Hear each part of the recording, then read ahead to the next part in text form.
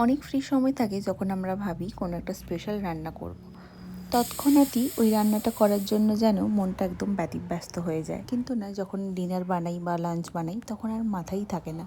তখন ডিপেন্ড করে বাড়িতে কী কী সবজি থাকে সেটার ওপরেই, সেগুলো আমরা ভুলেই যাই। তেমনি অনেক দিন থেকে আমারও একটা ইচ্ছা ছিল, আমি কাশ্মীরি লঙ্কা দিয়ে আলুর দম বানাবো। আসলে আমি আলুর জন্য অপেক্ষা করছিলাম বেবি পটাটোর জন্য, কিন্তু সেটা তো আর পেলাম না, তাই নর্মাল আলু দিয়েই বানালাম। আজকে যেহেতু রাত্রেটা ভেজ খাওয়া দাওয়ার হচ্ছে, তাই ভাবলাম আলুর দমের মধ্যে একটু অন্যরকম টেস্ট নিয়ে আসি। প্রথমে লঙ্কা 3টে ভিজিয়ে রেখেছিলাম, তারপরে টক দইয়ের মধ্যে এই লঙ্কাটা মিক্স করে নিলাম।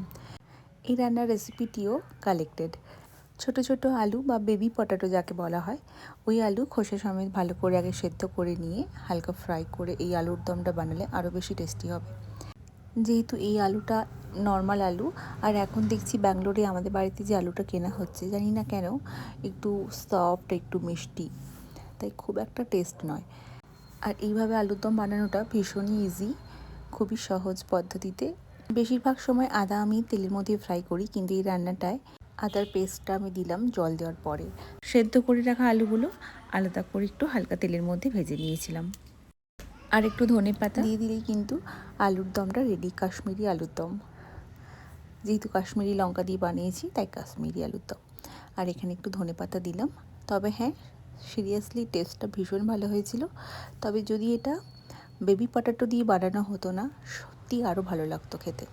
আমি এখনও অবধি বেবি পটাটো দিয়ে ট্রাই করিনি, তবে খুব শিগগির ওটা করব।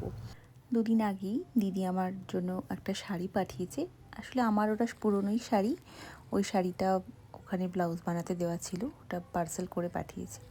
সাথে দিদি না কিছু জুয়েলারি কিনেছিল কয়েকদিন আগে, ও আন্দামান বেড়াতে যাবে বলে আমার জন্য এই জুয়েলারিটা পাঠিয়েছে। আমার ভীষণ পছন্দ হয়েছে, ডবল লেয়ারের। কোথাও বেড়াতে গেলে বা সিম্পল কোনো সাজের সাথে বেশ ভালো লাগে। আলুর দমটা টেস্টি হলেও ভীষণ সফট হয়ে গিয়েছিল আলুটা, আর একটু কম সেদ্ধ হলে আলুটা আরও ভালো হতো আর কি।